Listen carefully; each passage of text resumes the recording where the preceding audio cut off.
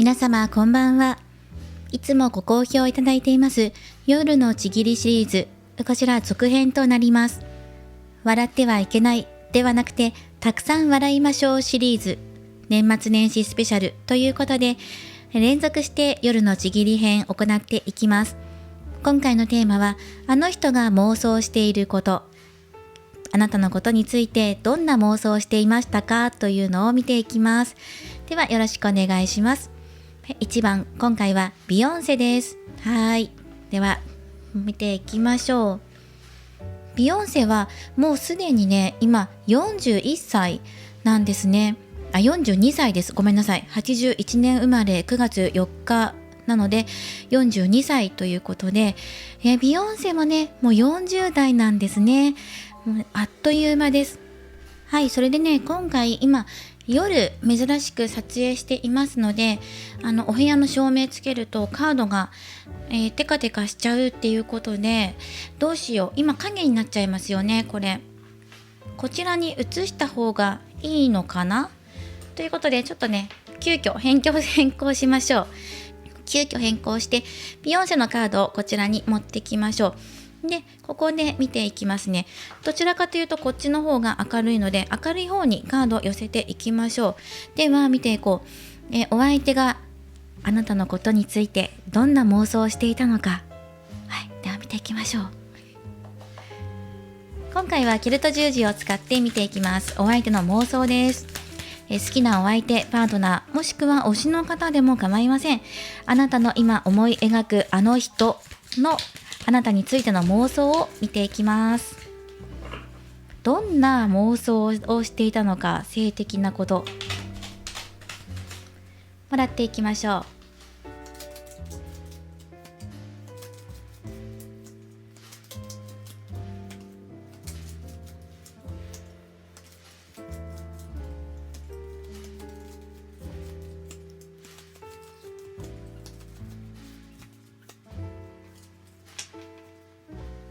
はい、ではこのジャンピングしてきたカードは後でもらっていきますね。ということで、少し寄せていきながらお相手の妄想もらっていきましょう。ちょっと待ってくださいね。足りないのでは、1枚足りないのでは、1枚足りない、1枚だけ出していきましょう。なんということでしょう。1枚足りないという。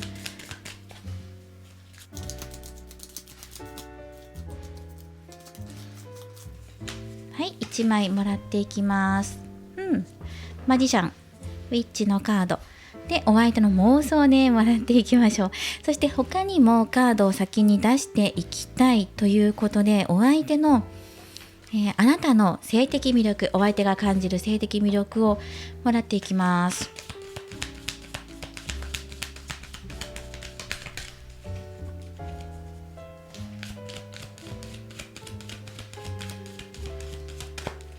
どんなところに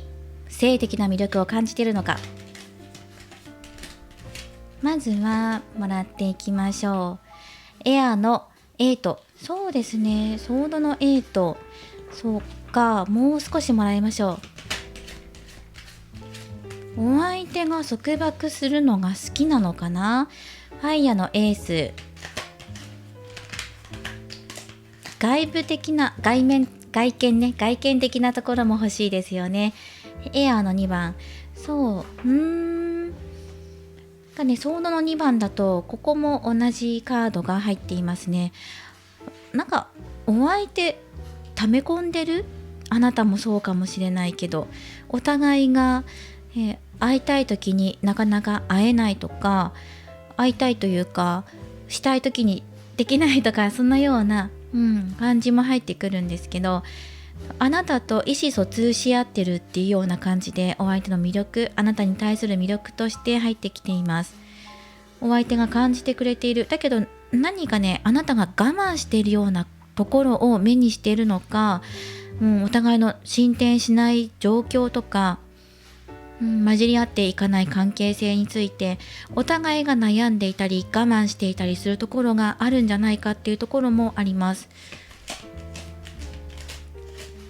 状況じゃなくてね、外見的なところでももらっていきたいですよね。そう、もらっていきましょう。例えば手の先だったりとか、手のこの二の腕というか違う、上腕ですね。上腕、このあたり、前腕、このあたりだったりとか、肩とかじゃなくてこちら側、手のひら側、手首側のこのあたりの魅力っていうのを感じてるみたいです。マニアックですよね。はい、男性であったら二の腕とかもね入ってくると思うんですけど、女性だったら肩周りよりはどちらかというとこの手の下のあたり、手首の方のあたりっていうのに魅力を感じてるみたいです。そうですね。そしてなんか独り占めしたいだけどできないから我慢しているっていうようなところも入ってきています。その他にも、性的魅力っていうところであなたが自信持っているところあるんじゃないかなと思います。例えば胸元だったりとかウエスト周り、くびれだったりとかっていうのもあなたの中で自分自身なんかこう感じるにお尻の形いいとかなんかこう思っているところ、お相手もそのままその通り受け取ってくれてるみたいです。あなたが自信のあるところ、それが素敵っていうのが入ってきますね。あと何かこう我慢しているっていうのがどうしても伝わってくるので、見えるようで見えないとか見せてくれないとか、そんなこうドキドキハラハラなところもあるみたいだから、お洋服でも透けていそうなんだけど全て見えないとか、首元開いてるんだけどその先が見たいのに見れないとか、そのようなイメージで入ってきます。なのでお相手から見えるあなたというのはそのようなお洋服を着ている、制服だったり会社のね仕事着だったりとかっていうのもイメージとして入ってくるかもしれないですね。何か周りの人たちよりも飛び抜けて目立っているように見えているっていうのが入ってきています。なので同じスーツを着ていてもあなただけ存在感がひときわ目立っていたりとか、お相手から見たらねそのようにも入ってきますよ。いいですね、とっても。あと何か賢い方っていうのも入ってくるので、そこが性的魅力につながってくる。知識があるとか、この人経験豊富なのかなっていうふうに思ってらっしゃるかもしれないですね。そしてエネルギーにあふれているので、一度お手合わせ願いたいっていうような妄想をされてるんじゃないかなと思います。性的魅力、体のパーツ的には腕っていうのが入ってきます。あとうつむき加減の目の視線の先、目をそらした時とか、なので遠くから見ていたりとか、近くで見ていてもあなたがパッと目線をそらしていたりとか、恥ずかしそうにしているところを見ると少しムラッという風に来るみたいですね。はい、ということで見ていきますね。これがあなたの性的魅力、お相手から見た魅力ですね。何か大きなエネルギーを感じます。それはあなたが自分自身自信を持っているところなんじゃないかなと思うんですね。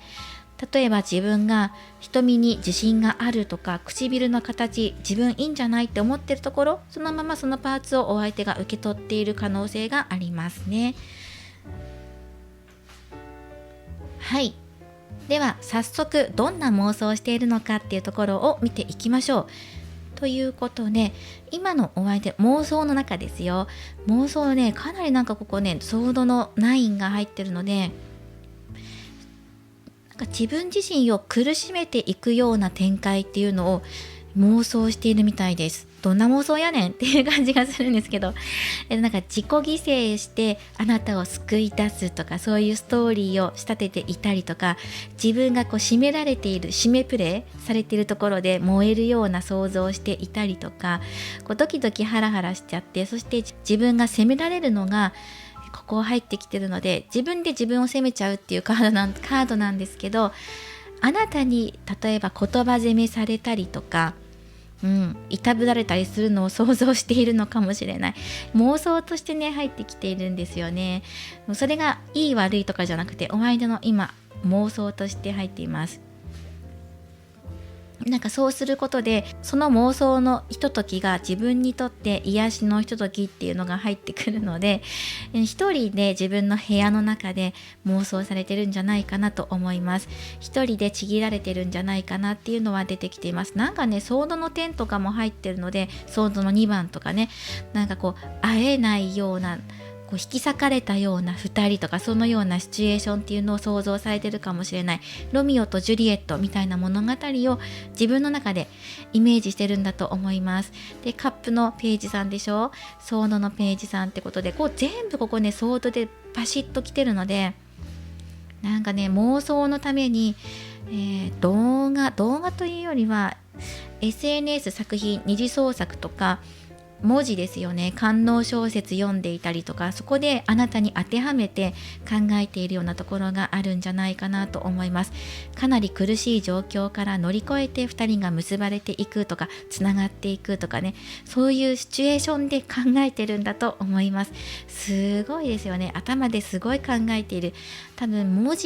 映像よりは文字とかね、そういうところから仕入れてるものもあると思います。小説と照らし合わせながらとかね、そういう感じかな。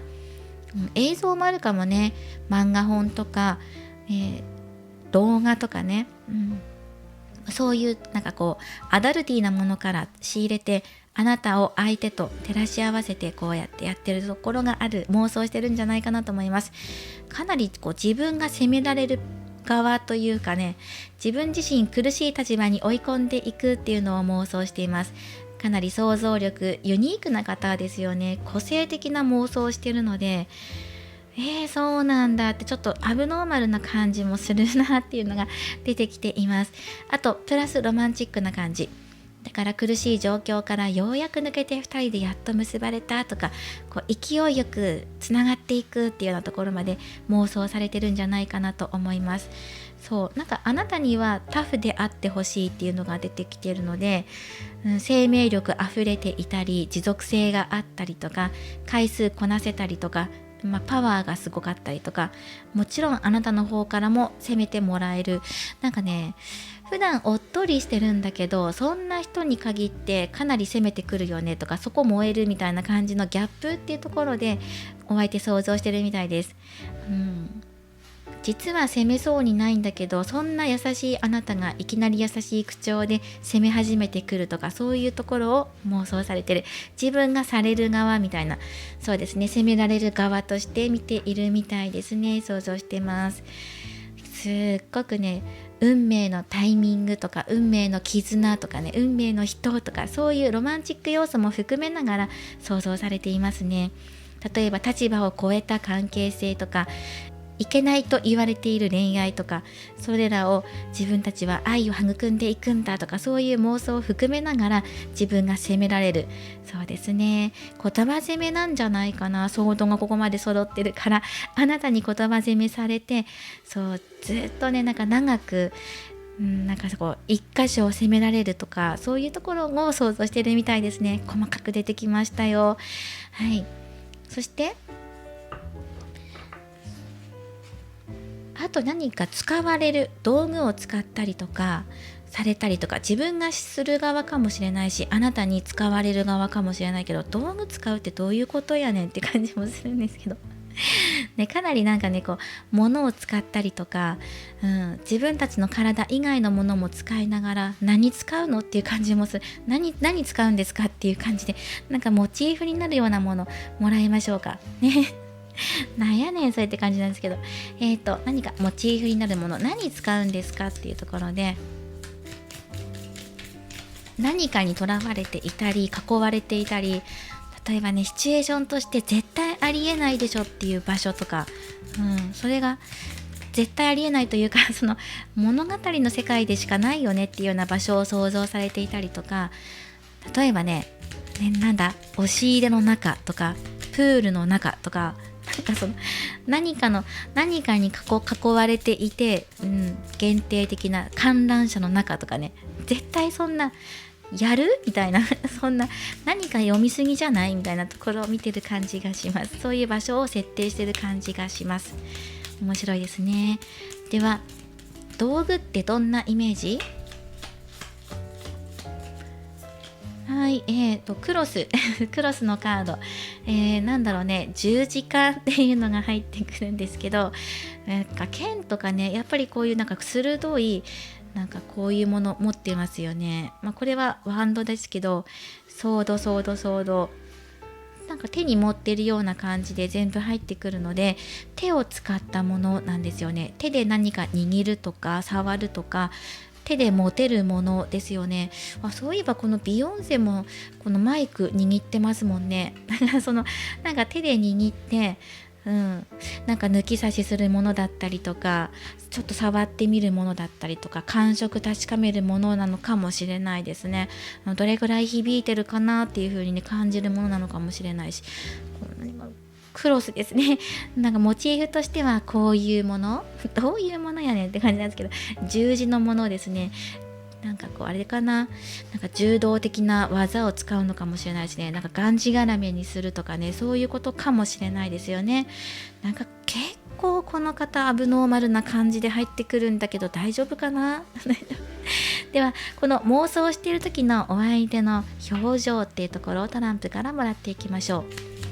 う。なんか夜だから心なしか小声になってきました。小声でめちゃめちゃ外も部屋の中も真っ暗になってきちゃって、妄想している時のお相手の表情これなんか飛び立ってるようなカード両手を広げてバタフライしていますね。はい、いいんじゃないですか自分の中の世界が完成されているので、いたしてますね。ね、首元に口を寄せてっていうこのようなシチュエーションも妄想されているかもしれません。いけません仕事中にとかね、そういうシチュエーションかもしれないですね。なんか限定的なシチュエーションの中で、ね、こんなところでいけませんというようなイメージとか場所とかっていうのも入ってきます。囚われている、囲われている場所、その中でこのようなねイメージをしているんじゃないかなっていうのがありますね。いいですね。なんかずっと粘り強く責められたいっていうのがあります。なんだろうね、ちっこく言葉で責められたいのかなんだろうな、なんかとある部分を責められたいのか、お相手の急所とも言えるようなね、実は命に代え難い部分かもしれません。そこを責められたい、じっくり責められたいっていうのがあるのかなと思いますね。このあたりかな、妄想してるところとしては。ではお相手があなたに感じる性的魅力っていうところももらったので、これもね、何かがんじがらめにしたいとか、お互い我慢し合ってるとか、そんなあなたがぐっとこらえてるところにキュンとくるっていうのがある。キュンっていうの、性的ってキュンっていうのかな、キュンとくるっていうのがあるので、実際ちぎってる関係性だったらアブノーマルなプレーとかしてる可能性もありますね。あなたが苦しそうにしてるところを見るのがギュンってなるっていう風に出てきてるので、実際そうかもしれないですね。どうでしょう。ただ自分が責められる妄想は今この方しています。はい、エンジェルアンサーからもらっていきましょう。この人実は責められるのが好きですか？でもそうだな、あなたを縛るのも好きと言ってるので、ちょっと幅広く見て、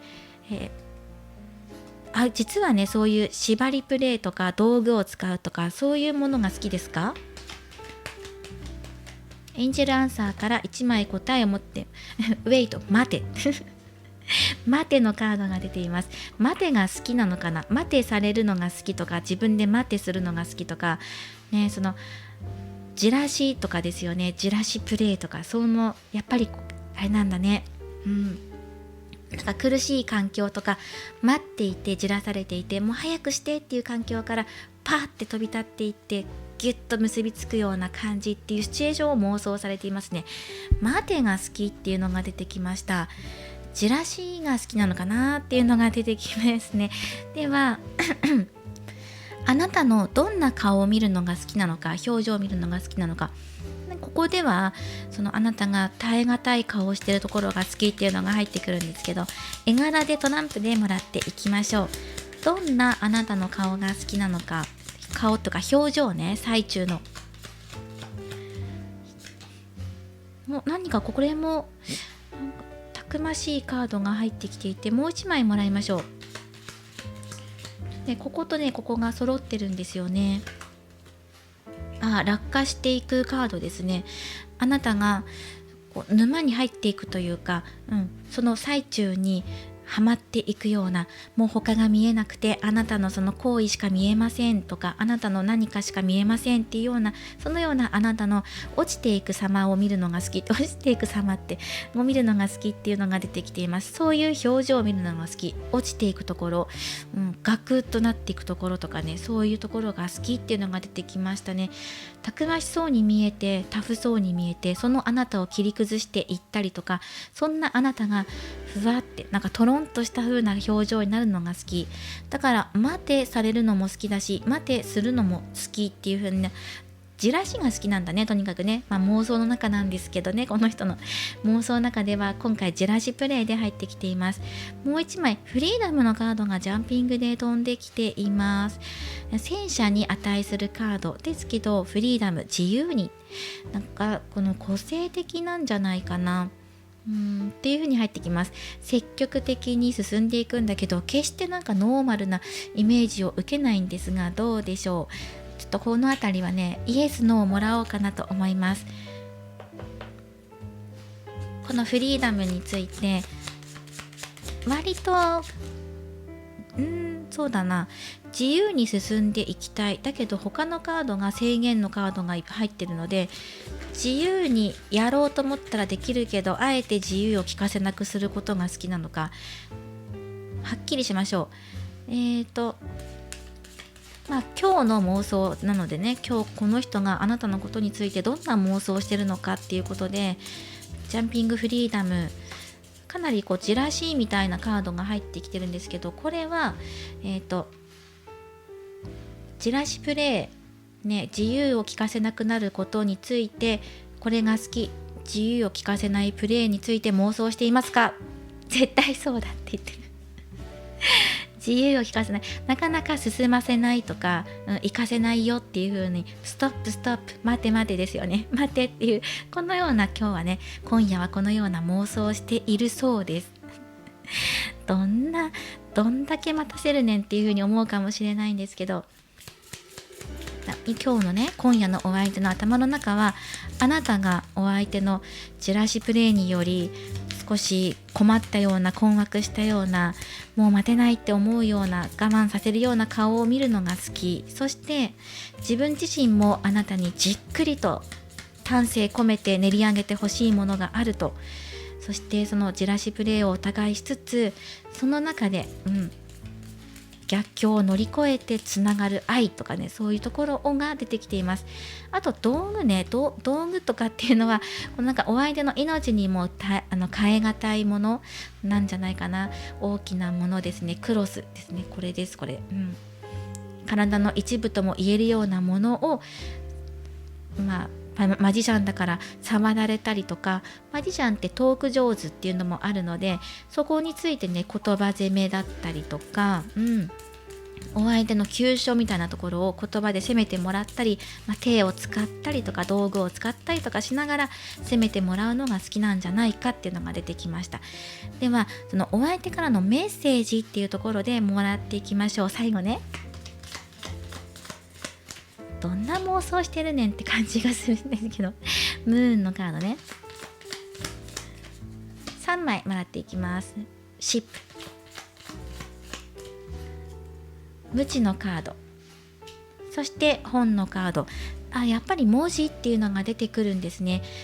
小説、官能小説だったりとか、今時官能小説電子版とかあるのかな、そういうの読むのかなこの人、わかんないけど、なんかね、本から知識を得てるよっていうのがあるから、その小説だけじゃなくて雑誌かもしれないですよね。特集組まれていたりとか、夜のちぎり特集の本だったり、雑誌、知識が身につけられるような、あと体験談だったりエッセイだったりとか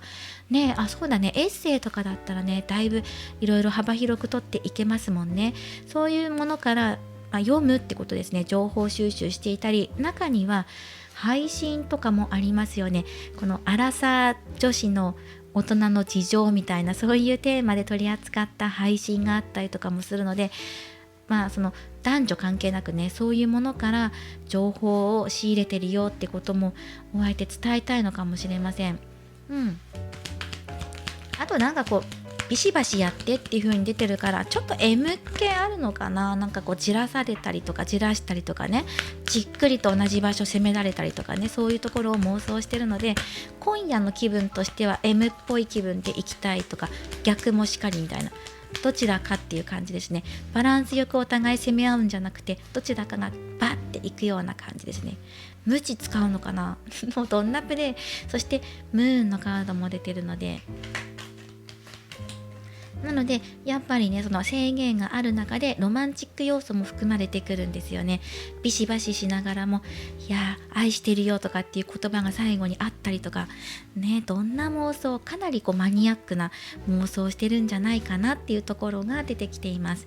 ではエンジェルアンサーからノー、ノーって出てきた。何ノーって、何がノー、何がノー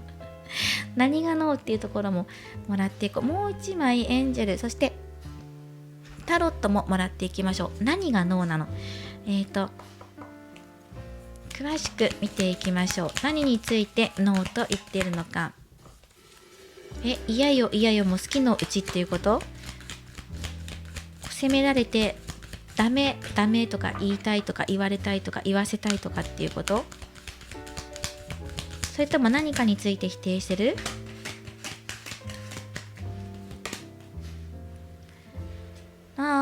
アースの10、ペンタクル10ですね。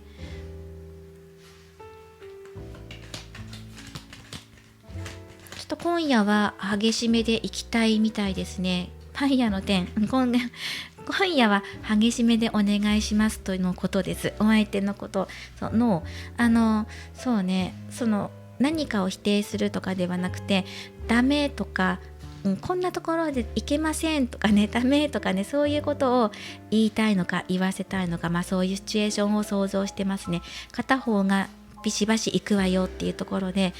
なんか円満に終わらせてくれなそうな感じの妄想をしています。ちょっと今夜は重労働でお願いしますとのことでした。激しいオーバーワーク、疲労感が残るような妄想をされていますね。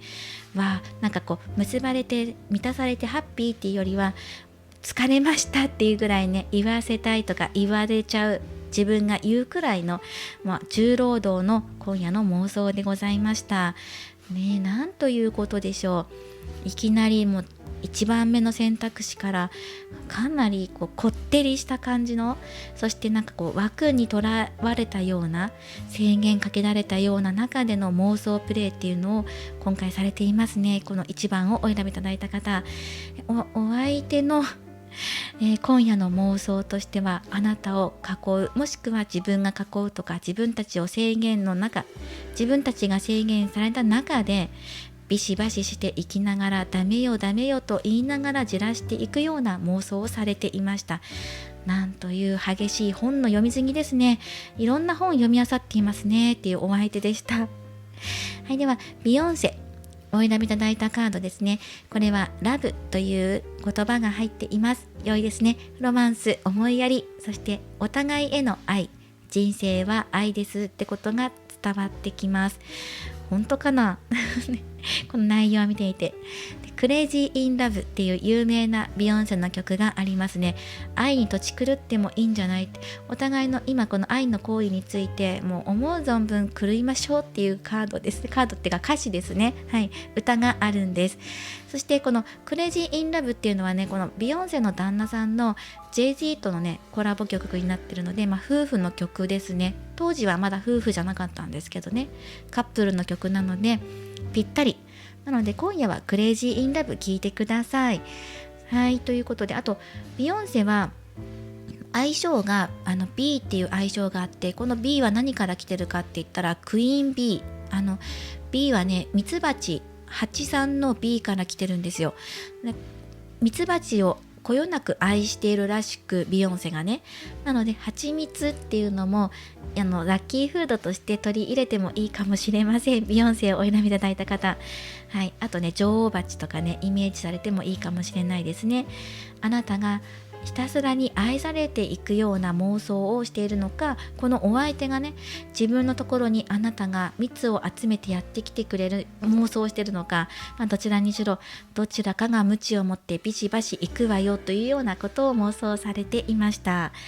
ね、ではお楽しみいただけましたでしょうか。笑ってはいけないではなくてたくさん笑いましょうコーナーでエンタメ要素をぎゅっと詰め込んで今回はお届けしました。お相手はあなたのことをどんな風に妄想しているのか、夜の妄想、夜のちぎりシリーズでお届けしました。これからもリーディング動画を投稿していきますので、高評価やコメント、そしてチャンネル登録をよろしくお願いします。ではまた次回の動画でお会いしましょう。最後までご覧いただきありがとうございました。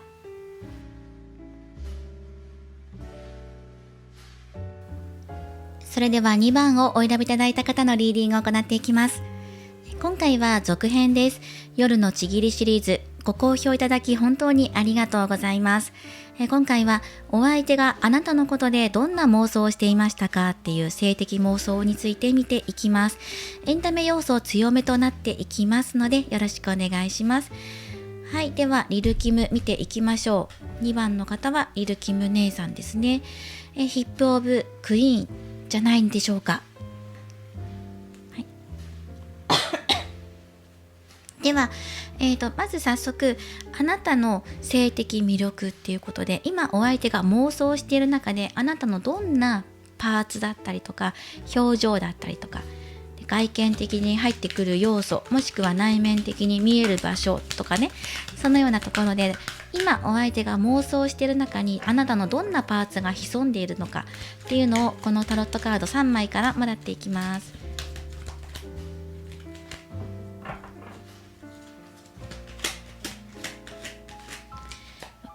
今日は夜撮影していますので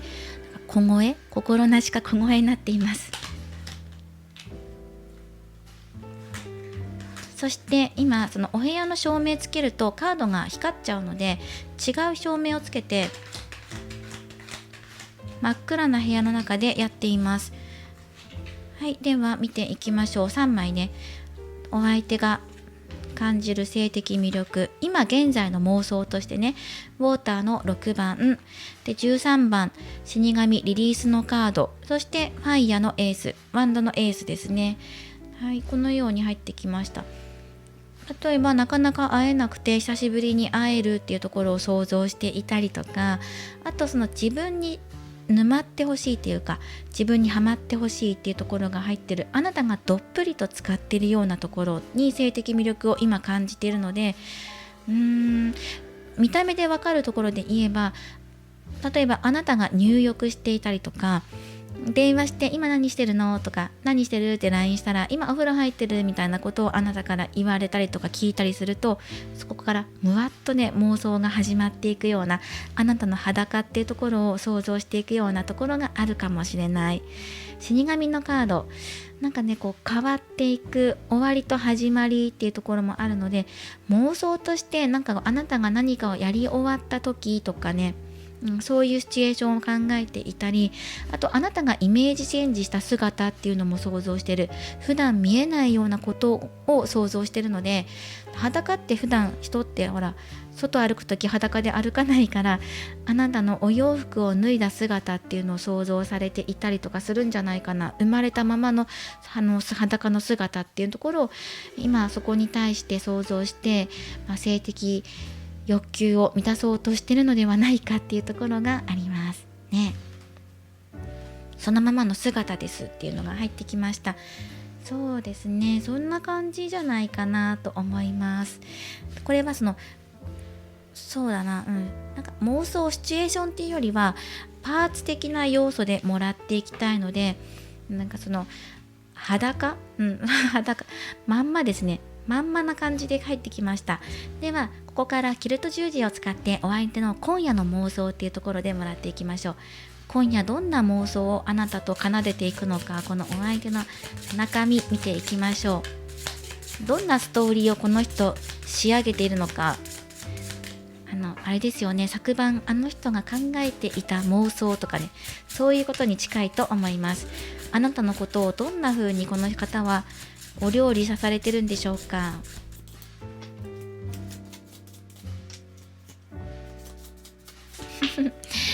ペンタクル8入ってくるとね面白いなって思っちゃいますよね。匠の技を披露するカードなので職人のカードなんですよね。でもタワーが入ってきてる。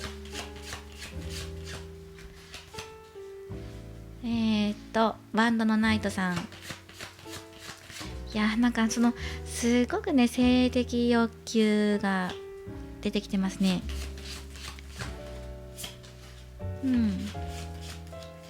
ソードのクイーン、コインのエース、ソードの9、カップの6、ソードのエース、そしてバンドのエース面白いということで、とにかく攻めたいらしいです。はい、それがお相手の妄想として入ってきています。自分が主導権を握っていく、あなたが年上とかっていう可能性もあるかもしれないですね。立場が上の方とかね、っていうなんか立場上上下関係とか年齢上の上下があるのかもしれないけど、それを、関係なくね、自分があなたをリードしていきたいっていうところが、切り崩していきたいっていうところがあります。少しクールでかっこいい姿のあなたっていうのが映ってるんですね。分かりやすく言うんだったら、ドラマの世界で言えばドクター X の大門未知子先生みたいな、そんなキャラクターです。でそんな大門未知子を自分のこの匠の技でメロメロにさせていくんだっていうような妄想を今回はされています。だからあなたがバリバリに働いている姿をいつも見ているのかもしれないし、イメージされているのかもしれない。だから仕事で頑張っているあなたを仕事中にはまらせていくとかね、そんな感じで入ってきます。自分がとにかく攻めていきたいんだっていうのがすごく出てきているので、この方の妄想の中では自分がすごくタフ、そして生命力があって勢力があるってことですね。みなぎるパワーっていうことで、それが止まらずに勢いを失うことなく進んでいくんだ、攻め込んでいきたいんだ、もう自分がもう行きたいと思ってるから行くんだ、どこに行くのどこに行くのって、どこに行くっていうのはもう行けるところまで行くんだ、限りなく行くんだぜっていう感じで入ってきていますね。ただその自分が動いていったことで、妄想の中ですよ、妄想の中でここね、自分で自分を責めちゃうとか、攻め込まれてきてどうしようっていう風にね、思い悩んで夜も眠れないっていうカードが入ってくるんですよ。夜も寝かせないぜっていう風になるんですね。自分が攻めていくことで、もう夜なんて来ないぜみたいな、朝まで十分やれるよなっていうような、そういう元気いっぱいのカードが入っていますね。めちゃくちゃね、ここ毎日コツコツ持続していきますよ、プラス勢いのあるカード、前進していくカードが入ってきてるから、自分の技も持ちながら、そして勢い知らず、勢い止まることなく寝かせないよっていう風に入ってきますね。かなりこの奥を潜っていっても、どれだけ自分のエネルギーっていうのをあなたの体の中に注ぎ込んでいくのかって、打ち込んでいくのかってことに集中されているので、もう一点集中ですね。狙ってるのはもうあなたの体の中に自分のエネルギーをどれだけ拡大させていけるのかっていうところで、もう自分の遺伝子があなたの遺伝子と交わうことを望んでいる、もうそれだけっていう風に入ってきています。そんな妄想ですね。なんかアブノーマルな妄想とかではなくて、今回はもう遺伝子レベルでつながっていく、そして自分の技、磨いてきた技ね、それをついにあなたにお披露目する時がやってきたっていう感じで、栄光を我のもとにっていう感じで入ってきてますね。騎士なんですけど、ナイトだから騎士なんだけど、なんていうのかな、スマートでかっこいい騎士というよりは、もう我ゆかんみたいな、もう自分の強さを求めて冒険する騎士みたいな感じですね。馬引き連れて冒険するんだみたいな、そんな感じですね。歩いて旅するんじゃなくて、馬でもうギューンって行っちゃうみたいな感じですね。そしてタワーのカードがポイントで入ってきています。はちゃめちゃにしたいっていう風に入ってくるので、何か凛とスマートなあなたをめちゃくちゃにしたいとかね、そんな感じで入ってくるんですよ。そしてカップの6番がここに入ってるんですけど、カップの6番ね、あなたの性的魅力、お相手が感じている魅力のところでも入ってるし、このワンドのエースもここに同じカードが入ってるんですね。だからもう本当にその性的魅力としてあなたを見ているし、また性的対象としても見ているし、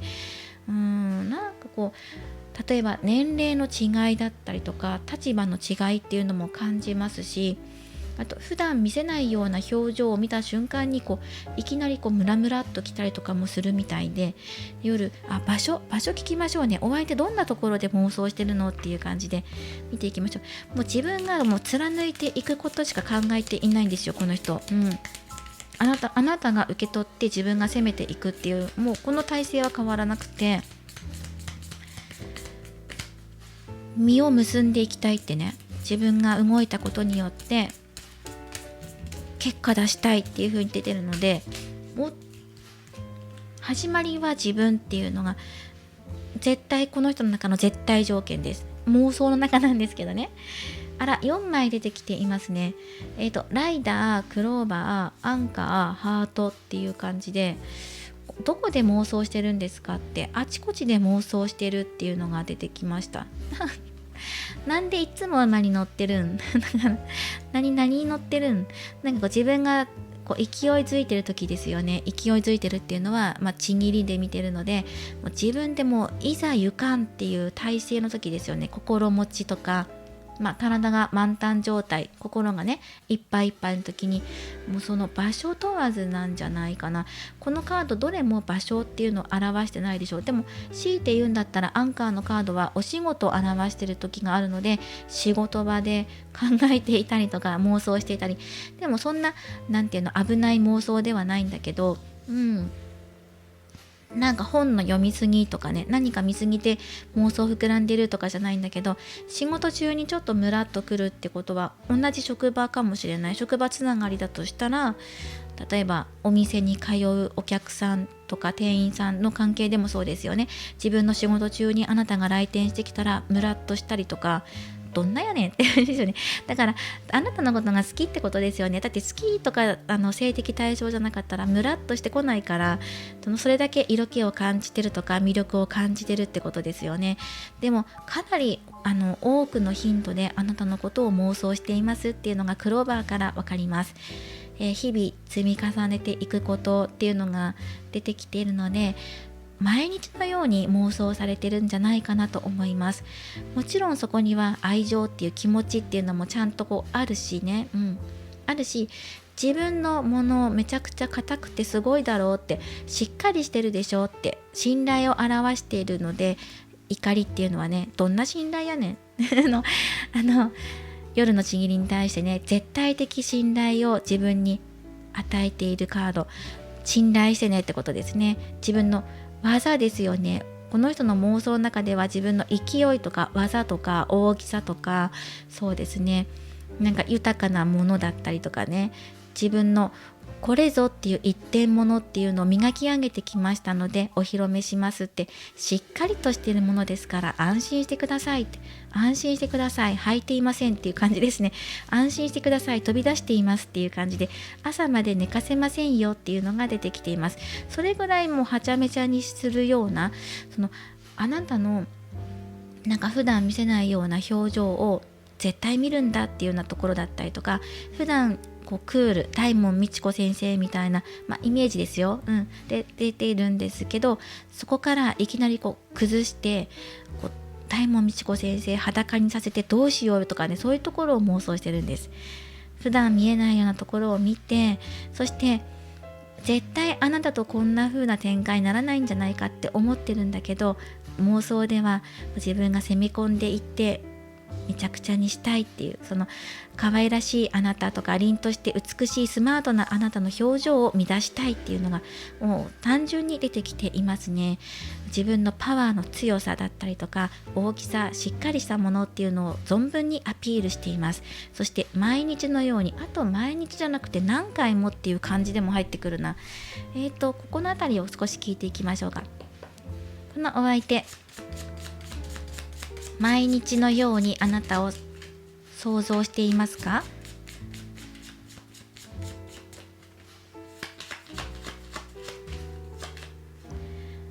もうすぐその答えを知る時が来るでしょうもうすぐその答えを知る時が来るでしょう。なるほど。イエスノーじゃなくて間もなくわかるよっていう風に言われました。じゃあ、楽しみに待っていてくださいってことは現実化するかもしれないねっていうことですね。はい。では、この人はそう料理で言ったらステーキ料理っていう感じです。はい、なんかさっぱりした和食とか定食とかじゃなくてがっつりした、なんかステーキ料理っていう感じ、重いですよね。重いっていう感じがします胃もたれして眠れないとかね、消化不良を起こすようなぐらいのがっつり系ですね、この人の妄想っていうのは。自分のパーツに自信がありますか？ノー、ない。じゃあ自分のどこに、自分のパーツじゃなくてどこに自信があるのか、自分の技に自信がありますか？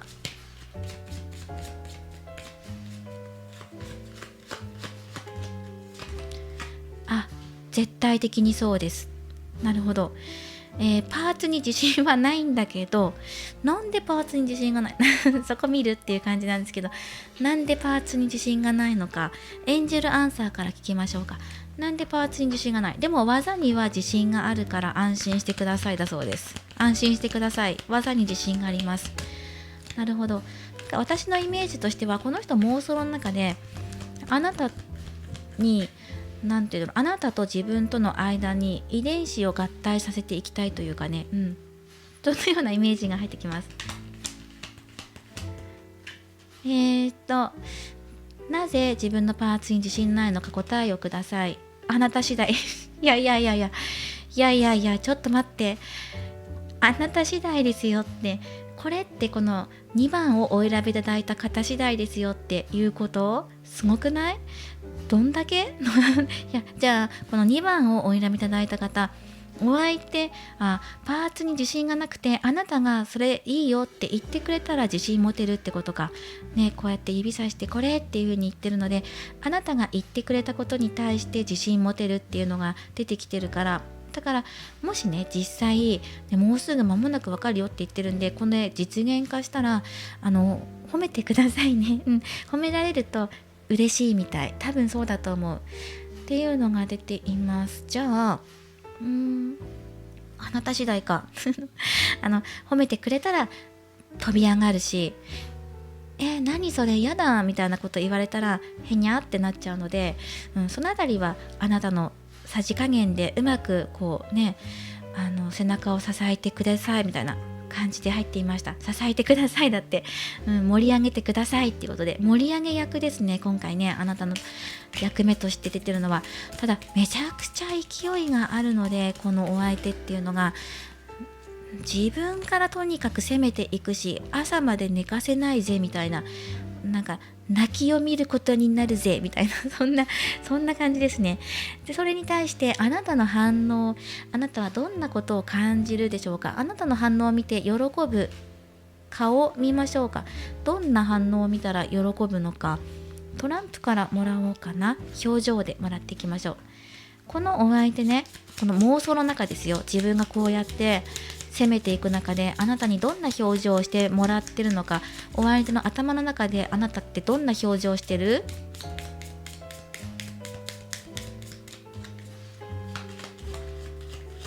お相手の妄想の中であなたの表情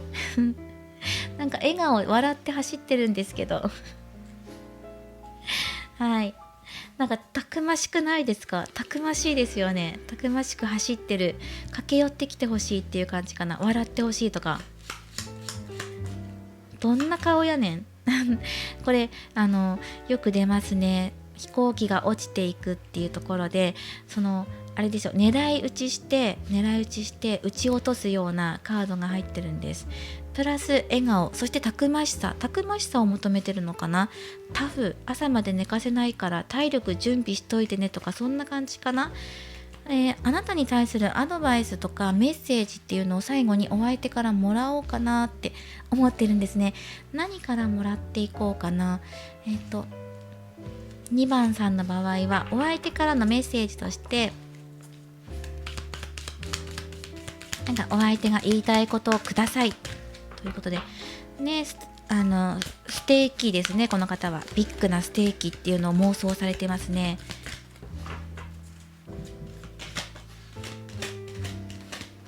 なんていうのかな、ひたすらに自分が、そうですね、この自分のエネルギーの強さとか、たくましさだったりとか、強さ、大きさ、硬さ、そういう技とかね、自分の磨き上げてきたものとかを見せていくっていうところで、突きつけていくっていうのが好きみたいっていうのが入っています。で、そういう妄想ね、お相手の妄想として、でウィンターのナイトでアースのセブンで、お相手からの妄想の中のメッセージなんですけど、アースのナインとして、あなたを鳥かごの中に入れちゃいたいとかね、そういうことを伝えてきてくれています。妄想の中であなたを自分のものにした後にたっぷりと愛情をかけるし、その勢いで進んでいくんだけど、多分そのあなたと結ばれた後っていうのは、この方の妄想の中でとっても優しくて、お互い愛を伝え合う、なんか終わりにね、事の終わりに愛を伝え合って、ささやき合って、キャッキャして、うふふあははって言っておやすみみたいな感じになっていくのか、でもこれはこの妄想が現実になるってこともそうだし、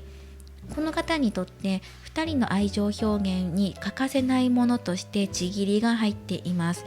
特別に思ってくださってると思います。あなたのことをね、特別に思ってるし、これからの関係性育んでいく上でも、このちぎりはとっても大切なものだよねって、愛情確認として入ってるかも。そしてプラス遺伝子レベルでっていうのが入ってくるから、もう本能的にあなたとあなたの遺伝子、自分とあなたの遺伝子を残していくんだ、子孫繁栄させていくんだっていう本能的なところが働くっていうのが入ってきています。優しい言葉をかけてきてくれるとか、そういうこともあると思います。お相手からのメッセージでした。なんかね、今回この2番さんは力強いっていう、がっつりした、がっつくよっていう感じで入ってきましたね。そしてそのお相手がこれをやってくれたら嬉しいなっていうこととか、そういうことももらっていきました。妄想しているなんか場所としては仕事場っていう可能性もあるんですけど、どちらかというと自分の部屋だったりとか、毎日過ごしている場所なので、部屋の中とかね、なんか馬に乗って想像してるってどういうことやねんって思うんですけど、なんかこう車運転していてとか、これもね怒りなので、車を運転していてふとあなたのことを思い出すとか、いや危ない危ないね、安全運転しましょうっていう感じなんですけど、でも体とかはね、安全に運転できない、心が安全に反応しないということなのかもしれないですね。車を運転しながら心の中はドキドキざわざわしてるのかもしれません。場所なんかね、あちこちで妄想してるっていう感じで入ってきていました。で、今回はお相手がね、つい最近あなたのことについてどんな性的な妄想をしていたのかっていうことについて、エンタメ要素強めに見ていきました。お相手の妄想シリーズです。そしてお選びいただいたリルキムのカード、これは回復力を表してるんです。回復、そう、一回果ててしまってもまた何度でもいけるよねっていう感じで、寝かせないよカードとちょっと似てますね。はい、ということで眠れない夜となるかもしれませんね。回復してください。そのために、準備、体を鍛えることだったりとか、タフに対応していけるように今のうちに準備しておきましょう。はい、あとこれ跳ね返るっていうのもカードのワードとして入ってるんですね。障害を乗り越えるとかね、跳ね返る、反り返るっていうのも入ってるので、あなたの反り返った姿とか見るのも好きなのかもしれないですね。反り返らせたいとかね、自分が反り返りたいのかもしれないしね、跳ねのけて伸びていくとかね、そういうワードで入ってきています。苦しいこととか、悲しいこと、困難なことなんかそのちぎりに対して乗り越えていくこと、ゴールインしていくまでの間、何回でも回復して、七転び八起きみたいな感じで諦めずに這い上がっていけば絶対強くなれるからっていうカードです。はい、ということでこのリルキム姉さんももらってってください。リルキム姉さんね、いろんな方とコラボしたりとか、もちろんこの方とっても有名でたくさんの名曲出しているので、リルキムさんの曲をいろいろ聴いてみてお好みのやつピックしてもいいと思いますし、誰かとコラボしているってことは人脈も広いですし、コラボして有名な曲もたくさんあるので、だからあなたの人脈を今広げる時なのかもしれないし、もしくはお相手と一緒にあちこち出かけていくのもいいでしょう。それもアドバイスとしてお受け取りください。そしてリル・キムさんの曲としてレディ・マーマレードっていうカバー曲があるんですけど、リメイク曲みたいな感じで、それはクリスティーナ・アギレラ、ピンク、リル・キムとそしてマイヤの4人で出している曲があるんですね。でプラスミッシー・エリオットがちょっとだけ出演してくれてるんですけど、その4人が歌ってる曲があるので、よかったらそれ聞いてテンション上げてください。ぶち上がるので。はい、ということでリル・キムさんについてもちょっとだけシェアしていきました。では今回ね、この2番さんのお相手の妄想についてお話ししていきました。また今度ちぎりシリーズ続けて行っていきますのでお楽しみにしてください。これからもリーディング動画を投稿していきますので、高評価やコメント、そしてチャンネル登録をよろしくお願いします。ではまた次回の動画でお会いしましょう。最後までご覧いただきありがとうございました。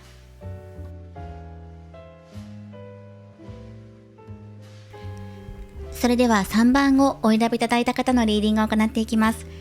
今回のテーマは夜のちぎりシリーズです。お相手があなたのことについて性的な妄想をしていたことについて教えてくださいということで、お相手の妄想を教えてもらいましょう。3番さんは、TLC のレフトアイです。はい、恋人に君の左目が可愛いねと言われたことからレフトアイという名前をつけたという、どんな褒め方やねんっていう感じがしますけど、レフトアイね、なんかすごく強烈に覚えてるんですよ。左目可愛いって褒められるってどんだけやねんって思ってた当時ねこの情報を見た時では見ていきましょう。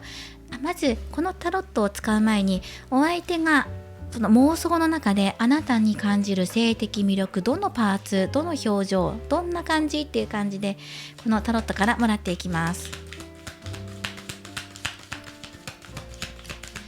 レフトアイ1971年5月27日生まれですが、2002年交通事故により今そうですね、当時30歳の若さでこの世を旅立ったわけですが、たくさんのファンの方から、惜しまれていますね。今もなお、はい、愛され続けている存在です。では回っていきましょう。お相手が感じるあなたの性的魅力として、アースのクイーン3そして、リニューアル20番、ジャッジメントですね、いわゆるのカードが出てきている。あなたの性的魅力として温かくてっていう、その温かいっていうのが入ってきます。明るいとかパッとしてるとか輝いているというよりは、なんか日だまりのような温かさです。お日様でもいろいろありますでしょ、だってありますよね。そのパッと明るいとかギラギラ燃えているとか、いろんな表現されてるんですけど、この場合ここから感じるのは、あなたといると柔らかいとか優しくなれるとか、じんわりと心が温まるとか、そのようなポカポカしたような温かさ、明るさっていうのがにじみ出てくるような、そんなところが入ってくる。そこに対しても性的魅力を感じているので、家庭的なところ、あなたが料理を振る舞っていたりとか、あと家の中でくつろいでいる時とか、家の中のくつろいでる姿を見るってそれなりの関係性ですよね。なのでそのお互いの関係性が近いのかもしれないし、部屋着とかまったりしてるあなたの様子、写真を見たことあるのかもしれないし、なんかね、そんな感じ入ってきます。あなたが料理を作ったりするのかな、家庭的な一面っていうのも入ってくるな。はい、なんかこう温かい優しいような、そのようなところに性的魅力を感じる。くつろいでる時ほどそこにムラっとくるとかね、そういう感じで入ってきます。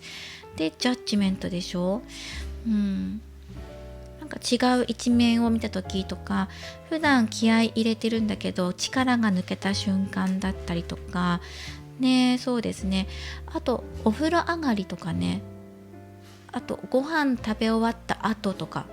何かが終わった後とか、何かと何かの間とか、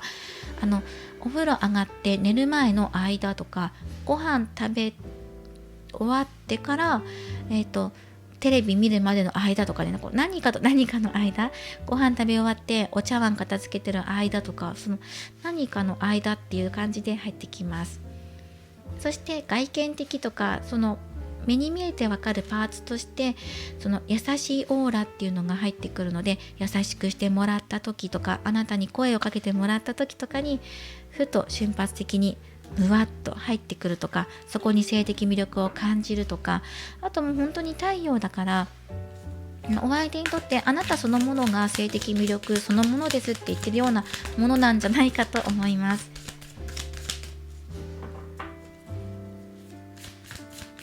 ではお相手はどんな妄想をあなたと奏でているのか、どんな料理をしているのか見てみましょ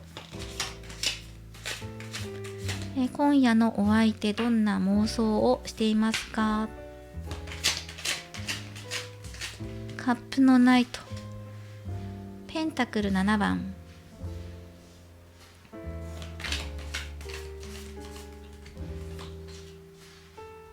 力、またジャッジメント、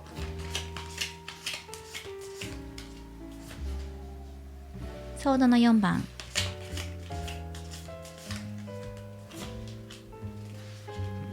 ペンタクル10、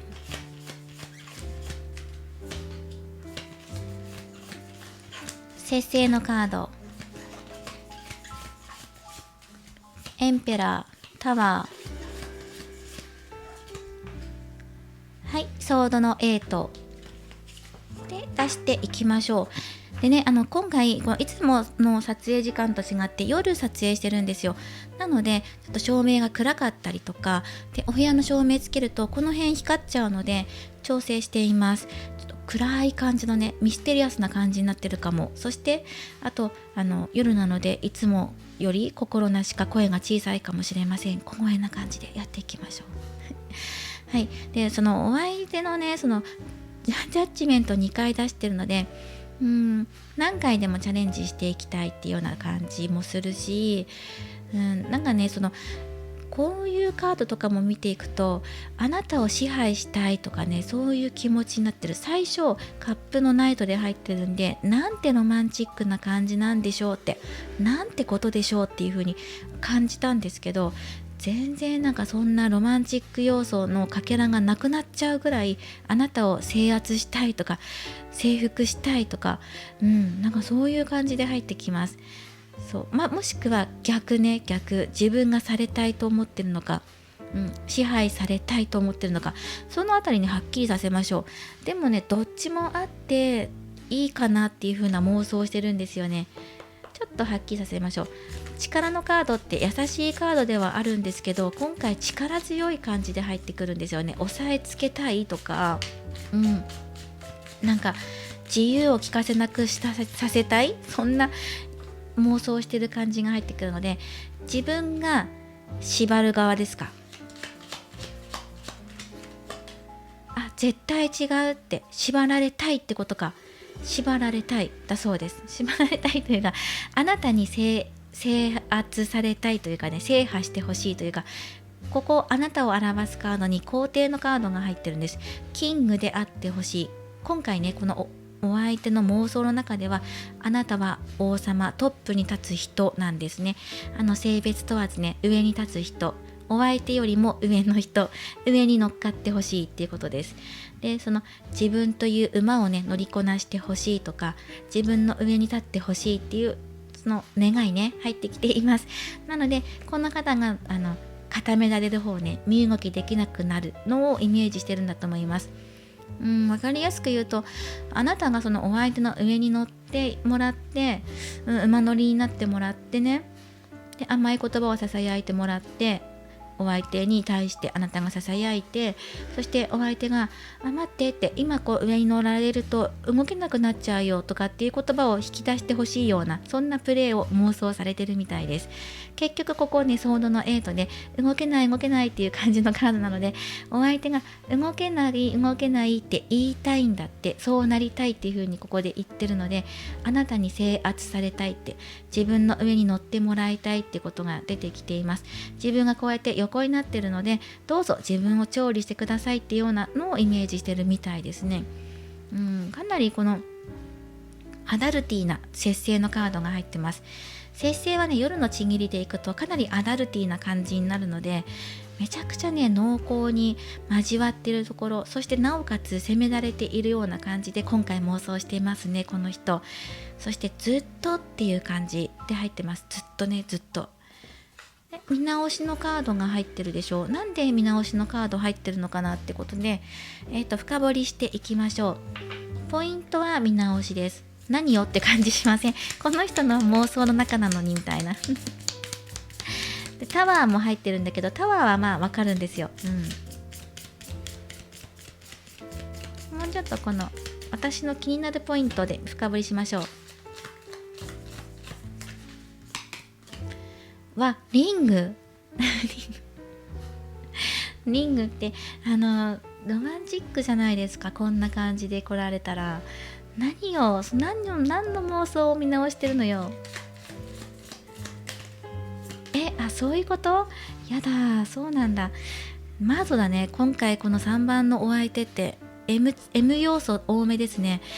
自分が責められたいとか捧げてほしいとかね、身も心も捧げたい、自分があなたの言いなりになりたいというかね、そういうプレーを今回お望みのようでございます。はい、あなたの仰せのままにっていう感じで、王様女王様のような感じで見ていますね。そしてあなたに支配されたいとかね、そんな感じもしますし、自分のすべてを捧げていくっていう感じで、いろんな妄想をしていますね。そうだ、妄想の場所を出しましょう。この人どんな場所でこの妄想をしていますかってことで、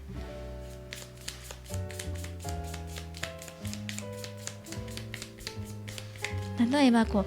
うお相手の方で早くとかね、もっと早く来てとかね、今すぐ来てみたいな時にあなたがダメでしょみたいな感じでこのようにこう制してくれるとか抑え込んでくれると、なんか今回の妄想ではねぐっとときめくよっていうのが入ってくるので、なんか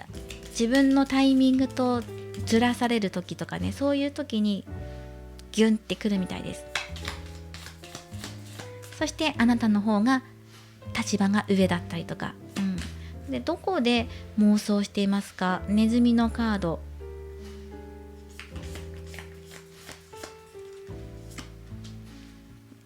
まんま家って入ってきてます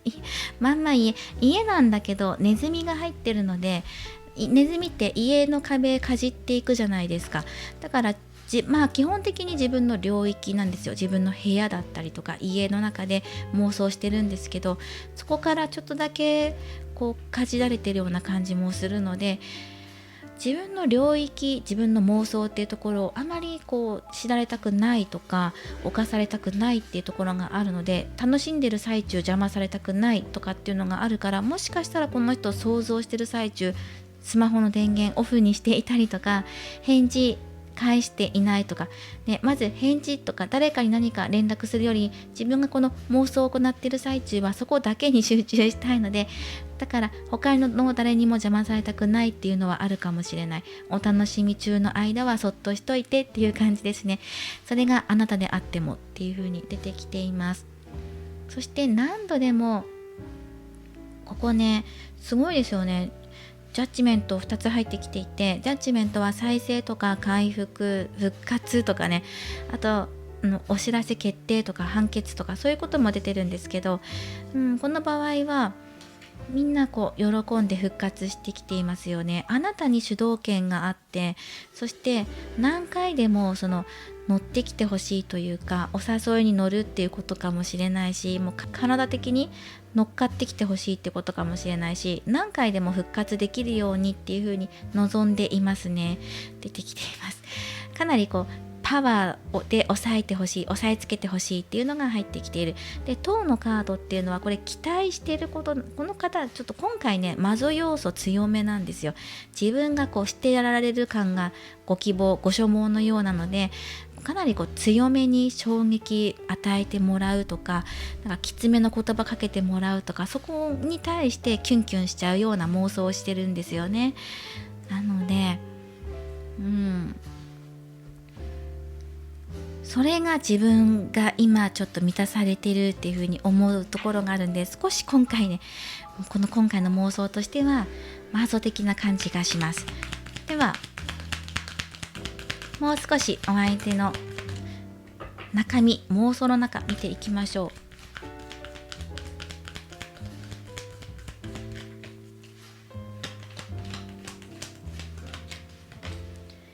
う。わー、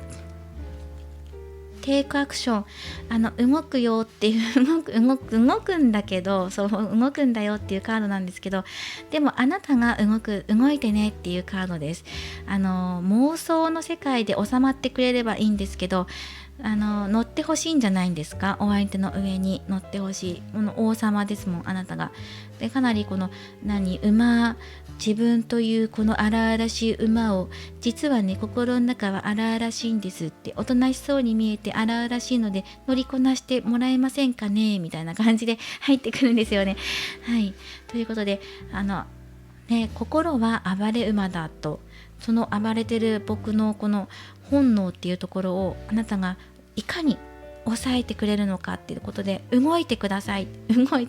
あなたの方から積極的に動いてくれるのを望んでいるというのが出てきています。ではもう少しもらっていきましょう。どんな表情、どんな風に動けばいいのか、どんな風に動けばいいのかっていうところで、トランプで絵柄でもらっていきましょう。あなたの動き、どんな動きですか。お相手のご希望としては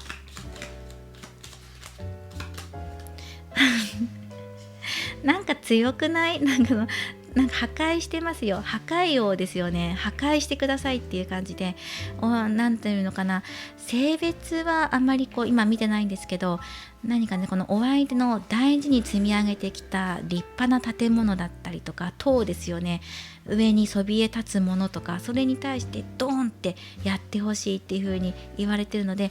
衝撃的に動いてほしいんじゃないかなと思います。お相手の象徴とも言えるようなものを破壊しに行くというか、そんな感じの動きで入っています。じゃあこんな方ね、とにかく今回は尽くされたいそうですね。そのように入っていました。この方のじゃあご満悦している時の、表情だったりとかもらっていきましょ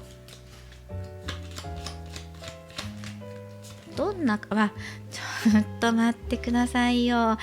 ちょっと待ってくださいよ、カードが入っちゃった。なるほどね。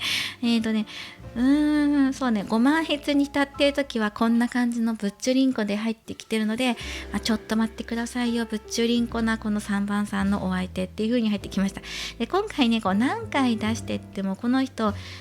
責められたいっていう妄想をしてるので、言葉かもしれないし、このようにね縛ってるのかもしれないし、馬乗りのように乗ってもらってるのかもしれないし、動いてねっていう風に入ってきていたので、今回この方の妄想の中ではあなたに激しく動いて攻めてきてもらって崩されていくような、そんなねトロトロになるようなのを想像してらっしゃるということで、最後にこのお相手から何かあなたに伝えたいこととしてメッセージをもらっていきましょう。エンジェルアンサーでもらっていきましょう。今回は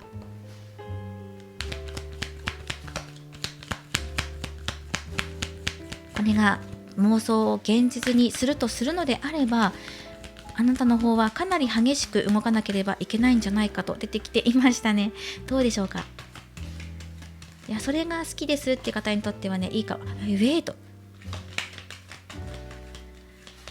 だって待ってって言ってます。あと数ヶ月のうちに訪れますから待っててくださいっていうのが出てきました。このシチュエーションが数ヶ月後にやってくるっていうことらしいですすごいですね。なので準備しておいてください。いずれこういう風にお願いされる時がやってくるとか、シチュエーションなんか具体的なヒントがあれば分かりやすいですよね。数ヶ月以内って、例えばまだちぎってないよって方だとしたら、第一線がこれになるってことですよ。第一線があなたがリードしていくのが好きなのであれば、全然もうまさしくね、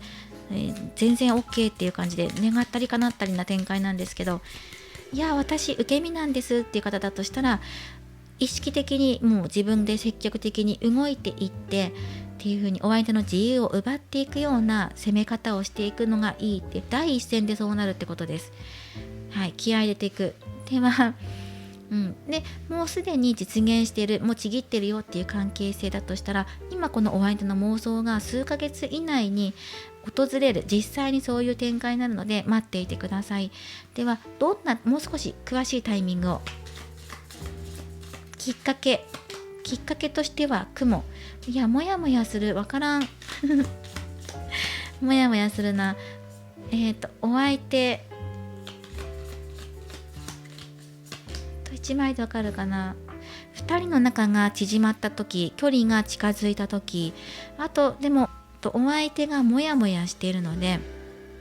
この人が悩み事があるってあなたに打ち明けた時とか、お互い悩み事を打ち明けられるとか、本心だったり、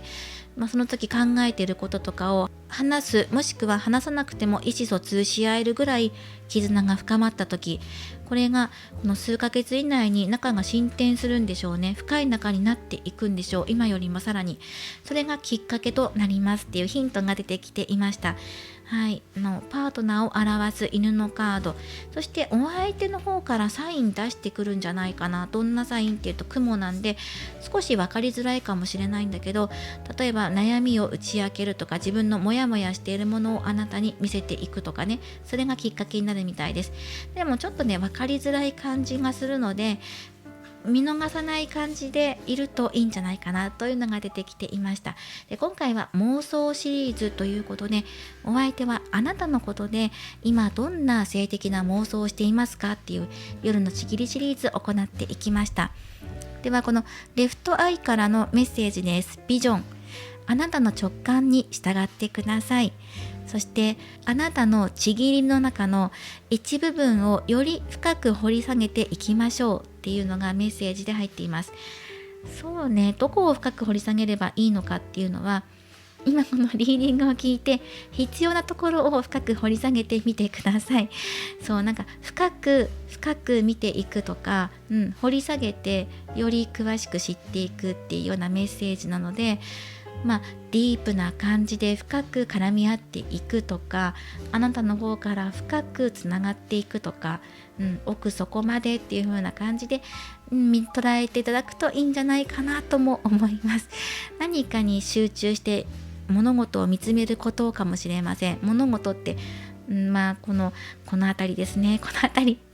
り動きとかね、体の動きとかね、なんだろうな、お相手の動きだったりとかも深く見ることっていうのもアドバイスとして入っていました。洞察力っていうカードですね。深く見ていきましょうっていうメッセージでした。これもお受け取りください。なんかね、数ヶ月後にやってきそうっていうのがあるので、期待大かもしれない。このようなプレーをお望みの方はね、期待大かもしれない。避けたい、こんなプレーは避けたいっていう方は、避ける感じで誘導していくとまた違う形になっていくかもしれません。はい、では今回はこの辺りで終わらせていただきます。これからもちぎりシリーズまた定期的に行っていきますので、あの人の妄想シリーズということでお受け取りくださいね。これからもリーディング動画を投稿していきます。よろしかったら高評価やコメント、そしてチャンネル登録をよろしくお願いします。ではまた次回の動画でお会いしましょう。最後までご覧いただきありがとうございました。